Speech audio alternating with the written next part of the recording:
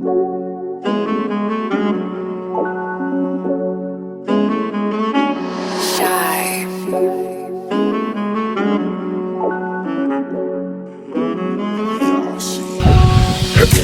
ladies and gentlemen, and welcome to another episode of the I.M.A.G.E podcast. And this episode is dedicated to the late Kevin Dobbins, my first cousin who passed away on Memorial Day. He will be deeply missed. He was a big part of our family, and this was really taken as a surprise, a big loss. And so in memory of my first cousin, Kevin Dobbins, I dedicate the rest of my podcasts to you. Moving on in the subject today, we're going to talk about fentanyl, the silent assassin killer. And I've got a special guest with me here, Rome Darren Bay. Some of you from Des Moines, Iowa may remember Rome. We're going to break this down, chop it up. But before I do, I have a very special guest, another special guest who is on us, who is visiting us on the show via Zoom. And her name is Ladrina Wilson. And Ladrina is doing great work in Iowa. She's the Dream Corps Empathy Network leader for Iowa. And so we've got an event that's going to take place here in Des Moines, Iowa on June 30th at the I.M.A.G.E Urban Campus. Ladrina, are you with us out there? Here and happy to be here. All right. Well, it's a pleasure to have you on the I.M.A.G.E podcast. Again, thanks for inviting me into this First Step Act discussion. By the way, could you tell us just a little bit about what this event is going to be like here in Des Moines, Iowa on June 30th? Sure. So first and foremost, I just want to hold space for your cousin. Rest in peace. I know that was a person that was important to you, and so we'll keep pressing on in his memory. But as far as our work that we are embarking upon on June 30th, we're going to be screening the film, The First Step. And that film is kind of a chronicle around the federal legislation that was passed in 2019 that really impacted Black and brown folks who were disproportionately sentenced under the federal laws at the time on the war on drugs, right? So there's a lot of crack felony convictions that were, sentences were corrected based in part on this legislation that was passed in 2019. This film really focuses on the journey of Van Jones and Louis L. Reed and trying to get this legislation passed. The impact that they wanted to have, but also how they worked in a non-partisan way to bring people from both sides of the aisle together to come up with legislation that had high impact. Well, I think that's beautiful. There's a lot of injustice, and we all know that the I.M.A.G.E program, we help guys and gals coming out of prison. So this injustice, this injustice that's been taking place all over the country, starting with the war on drugs, well, going back even a little bit further. It's just a deep issue, and we want to make sure that we are attacking it and that we are educating people, both former inmates and just society alone on a lot of this stuff, because a lot of people are ignorant toward it. Would you agree, Ladrina? Well, you know what, Bobby, I'm going to agree with whatever you have to say. I lost you for a minute through the Zoom abyss. But we've talked about this offline and separate from, this particular TV podcast. There's a lot of work to be done around equity in our criminal justice system. And I think this legislation and future legislation that Dream Corps is working on is centered on righting some of those wrongs. So I'm not sure all of what you shared, but I want people to come out on the 30th to hear your perspective and reaction to the film, as well as other folks who are going to be on that panel with us. So, Ladrina, basically what you missed was when I said that we need to educate society on the First Step Act. A lot of people hear about programs that are being taken place in prisons. They see people being released. They hear about family members being released, and they hear about the programs, but they really don't know much about them. And so the First Step Act was actually signed into law on December 2018, I believe. Is that correct, Mr. Darren Bay? Sure. Yeah. And so, that there is a very powerful program. I think that we need to get more educated and more knowledgeable on this program. And so that was basically what I said, Ladrina. Are you still there? Yeah, I'm here, and I agree with you wholeheartedly. I think people should not only understand the legislation, but understand that it's not like people are just getting a pass, right? People have paid their debt to society, but we know that there was excessive sentencing and disproportionality in that sentencing. And so people have still been accountable for their actions or their choices or their circumstances.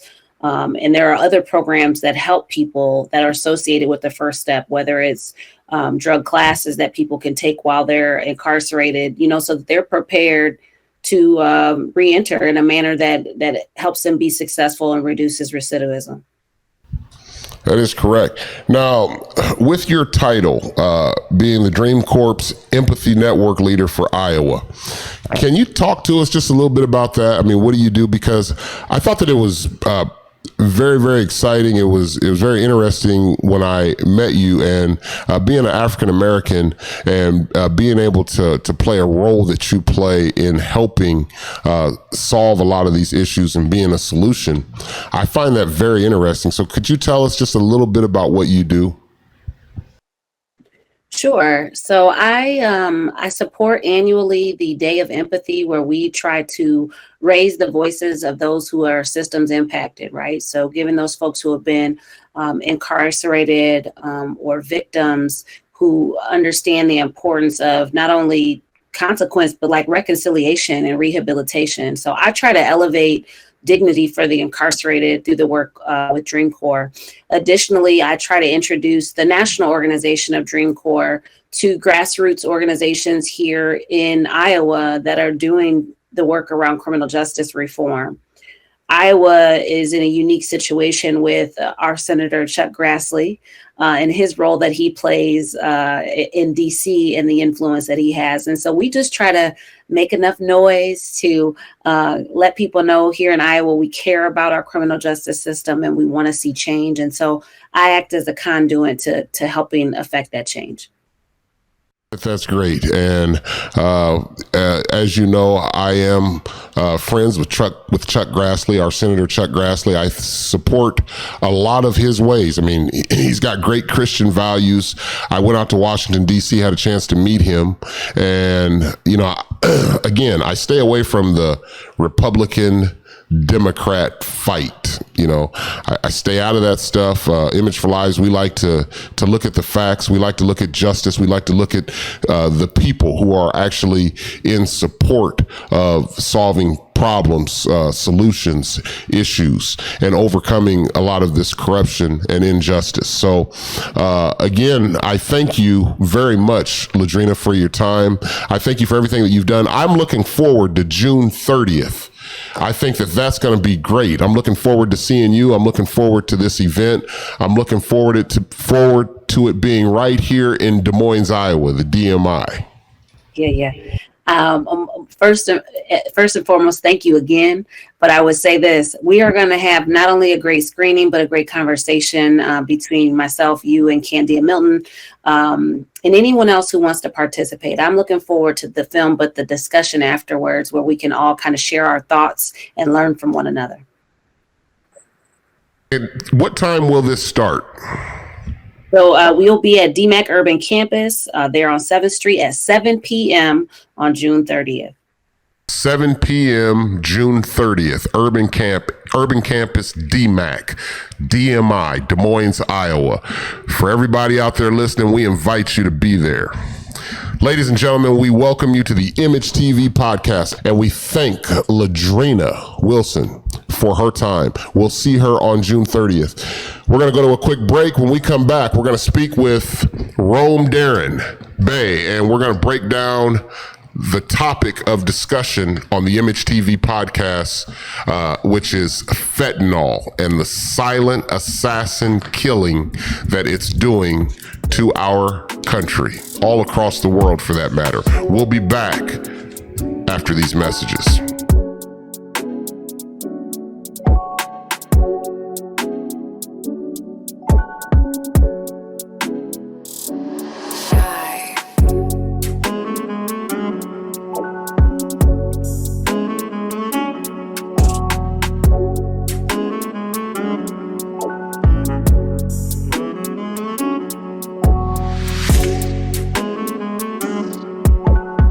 I dedicate this episode to the late Kevin Dobbins.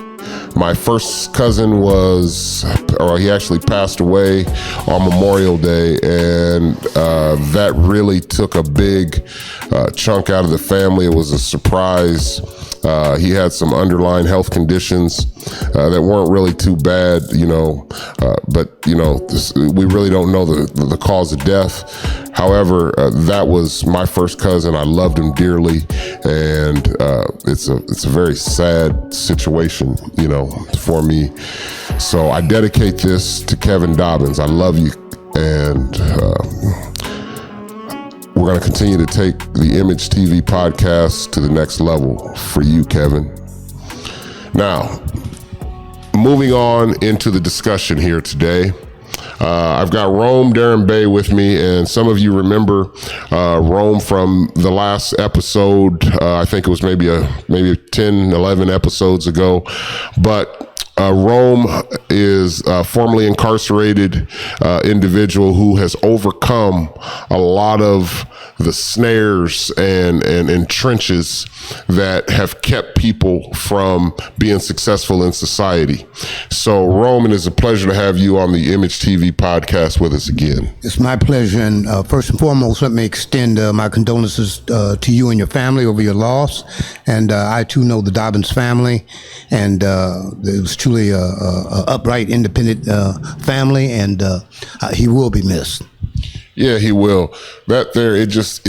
It really took a big toll out of me because, ever since I was a baby growing up, he's always been there with the family. My brother Marlon and him were just like this. And, when you lose someone so close to that family niche line, it kind of does something to your heart, Yes, sir. Yes, sir. I understand. So, moving on, the topic of discussion is fentanyl. Fentanyl is destroying our community. It's destroying our world. We're blinded to a lot of the facts, and we need to be educated on it. Rather than have an expert witness come in here, I figured I'd have Rome Darren Bay, a street expert witness, give us the real understanding. So, Rome, let's talk about it. Okay. I'm not an expert on fentanyl. Fentanyl is relatively in the African American and Hispanic communities and other ethnic group communities new to our communities. As you well know, I've been incarcerated for over 25 years. So during the time that I went to federal prison, fentanyl wasn't an issue in our communities. Since my release, I've learned, while I was in prison, I learned that fentanyl around 2010, 2011, 2012, fentanyl was causing havoc in inner cities and rural communities, and it has taken on a life of its own. They're lacing almost every known substance that people use on the street level with fentanyl, and fentanyl is like the myth that they told about baking soda with crack cocaine. It's 100% more pure than heroin itself. And that's why a lot of individuals that deal with heroin, methamphetamine, and some of these other substances are lacing it with that so that it gives those drugs a more powerful effect on people to the result that it ends up resulting in death. Now, I got a question. So, fentanyl is actually a synthetic opiate? Yes, that's correct. Okay, and they say it's 50 to 100 times more powerful than heroin. That's correct. And it can't be detected in drugs with cut on it. It's used for cut? They use it for cut, but they use it because it's more addictive. It gives the user a more powerful high. And so the most users are unaware that it's on the drug. They're looking for the drug that they're purchasing, but because of the ingredient of fentanyl, it gives the drug that they're using, whether it be methamphetamine, crack cocaine, or some other type of opiate, a stronger kick, more or less. And ladies and gentlemen, right here in Des Moines, Iowa, we are losing a lot of people in society due to fentanyl. It's eating up the world. It's eating up the nation. People have no idea what this drug or what this chemical is really doing. So it looks like people are dying. They're just dropping dead around here, and they're blaming it on heart attacks. They're blaming it on high blood pressure. They're blaming it on strokes. They're blaming it on everything except for what it really is. What it is fentanyl. Beware of the big F-bomb, fentanyl. Now, we've got some statistics here that Mr. Rome Darren has got together for us. Can you talk about that, Rome? Yeah, before I touch on that, let me touch on this here, Bobby. I would, based upon the research and the evidence, there's been more fentanyl arrests over the last 10 years than any time in the United States. And the reason for that is, like I said, the impact it has had on rural and inner city communities. Now, law enforcement have stepped up their drug task force along that line for the simple reason it's in every drug. And usually when it's given now, wait a minute. You say it's in every drug. Exactly. In every single drug. That includes cocaine, marijuana, methamphetamine. They're making heroin, opiate pills with it. You know, you see it on the news every day. You can go anywhere and access this information and get all the information that you want related to the impact of fentanyl in the community of drugs. It's in every drug, so, and it's in those drugs, again, because it's more addictive than the basic substance that is the carrier for fentanyl. And I guess it's being made a lot cheaper too. So it's a prime substitute for a cut. We've got to get some exposure on this across the country. You're tuned into the I.M.A.G.E TV podcast in Des Moines, Iowa, YouTube. And we invite everyone to tune in. We invite everyone to follow us on YouTube, to subscribe. We want to make sure that we're talking about topics that are important. We want to make sure that we're talking about topics that really matter. And I think that this here is something that just hasn't been talked about. And I agree, not within our community, not within the communities in which we live. I would agree with that. But you earlier you talked about some of the data related to the deaths. And I want to touch on that a little bit if you don't mind. People who used meth in 1999, where fentanyl deaths were related to methamphetamine overdoses, it was 5,419 people who died in that used meth that had fentanyl-laced methamphetamine.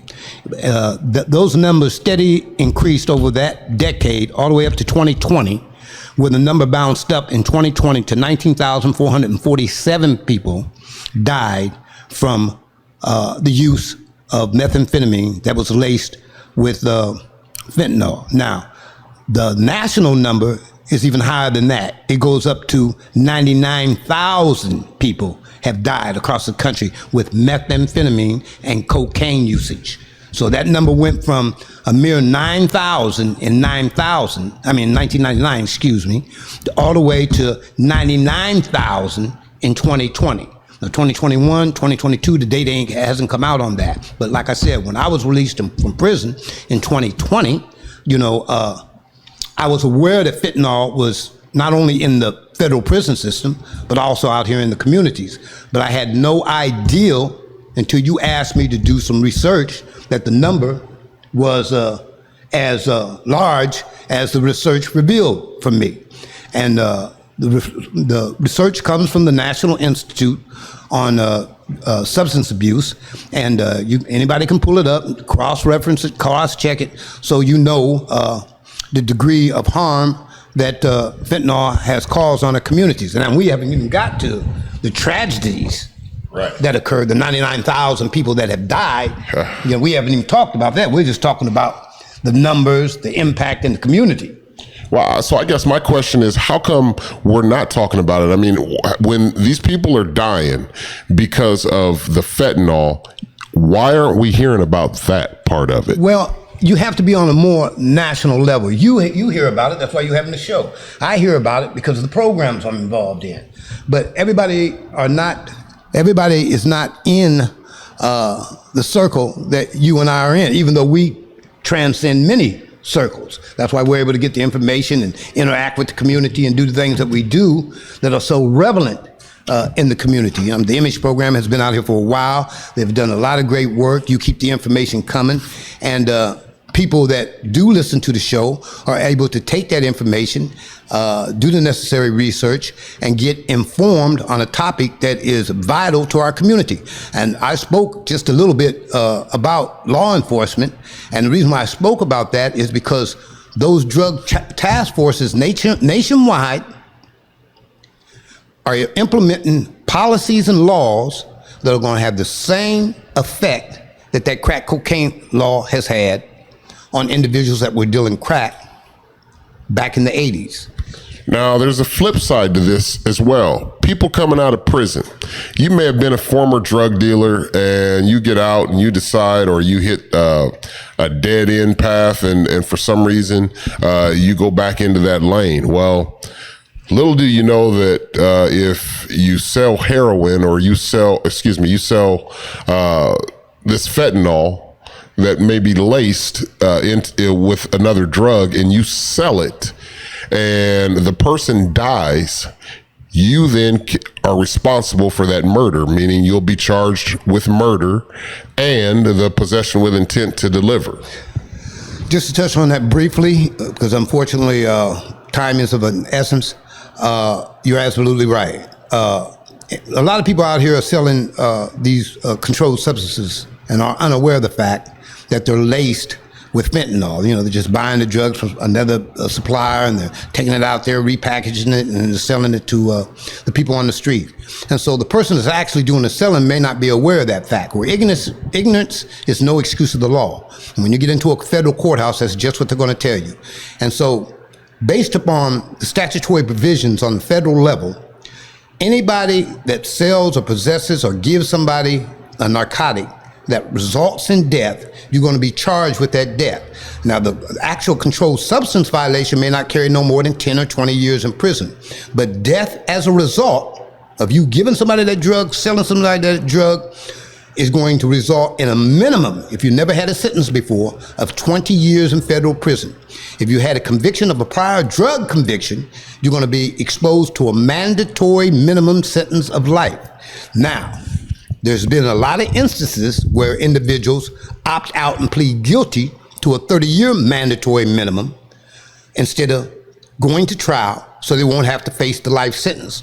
But if you're out there in that, you need to understand the consequences, because the consequences are severe. You took a life unbeknownst to you, maybe, but again, you are to defend against the elements of knowledge and intent and possession. And you need to understand what those elements consist of. And through the I.M.A.G.E program, you will learn these things over time, because as we go on and have these discussions, as well as some of these other community centers that we have discussions at, that's what we're here for, to provide you with enough information to where that the decisions that you make will be conscious decisions. You will be an informed listener through the I.M.A.G.E podcast TV show. That's right. Ladies and gentlemen, again, you're tuned into the I.M.A.G.E TV podcast, and we are on the topic of what is killing the nation right now. fentanyl in the communities, deep in the hood areas. It is destroying the nations. We want to make sure that everybody is able to subscribe to the I.M.A.G.E TV podcast. We want to make sure that everyone is out there here in Des Moines, Iowa on June 30th at the urban campus at I.M.A.G.E to support this First Step Act discussion. So again, my name is Robert Pate. We are going to end this session right now. This is special edition on special edition, the I.M.A.G.E TV podcast. Thanks for having me, Bobby. Thank you for actually attending this. Yes, sir. Yes, sir.